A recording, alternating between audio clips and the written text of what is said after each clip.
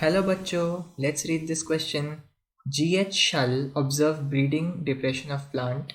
Miller and Leatham isolated a hormone from immature seeds of that plant. Which of the following characters is not true with that plant? A. Atactostelic condition of stem. B. Bundle sheath in leaf. C. Chromosomal number of endospermous cell is 30. D. Medulla is absent in root. इस question को करने का जो की concept है वो एक again multi concept ही नहीं, मल्टी चैप्टर क्वेश्चन है ये। यदि आप ये लाइन देखें, Miller and Letham isolated a hormone from immature seed of that plant, यदि आप प्लांट ग्रोथ एंड डेवलपमेंट वाला चैप्टर देखें तो वहाँ क्लियरली मेंशन है कि मिलर ने कॉर्न कर्नल से, जो कि कॉर्न सीड्स है, उनमें से जियाटिन नामक एक हार्मोन प्राप्त किया जो लेटर ऑन साइटोकाइनिन जैसी एक्टिविटीज़ के लिए रिस्पॉन्सिबल था।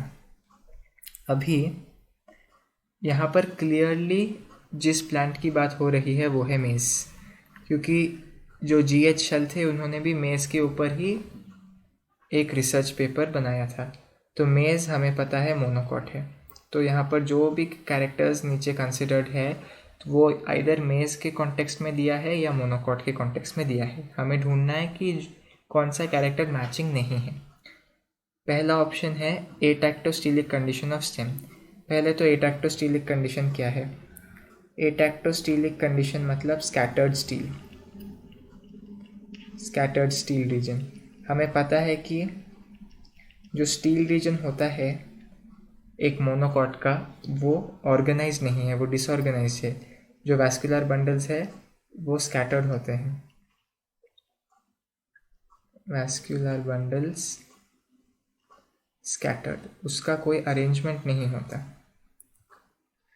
इसीलिए एटैक्टोस्टीलिक कंडीशन ऑफ स्टेम ये बिल्कुल सही है।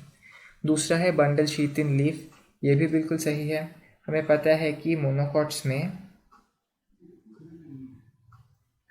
बंडल शीथ दिखता है स्टेम में भी और लीफ में भी।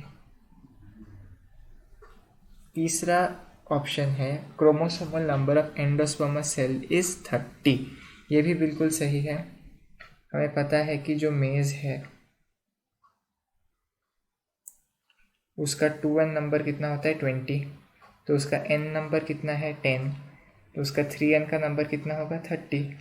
तो ये बिल्कुल सही है कि chromosomal number of endosperms cell is 30। चौथा ऑप्शन है medulla is absent in root, ये गलत है। मेड्यूला का मतलब क्या है? मेड्यूला का मतलब सीधा मतलब है पित्त। ये गलत है क्योंकि मेज़ में भी पित्त वेल डेवलप्ड होता है इन root.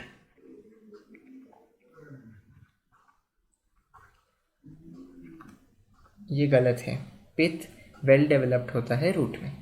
Hence the correct answer to this question is option D, medulla absent in root. Hope you've understood this question well. All the best.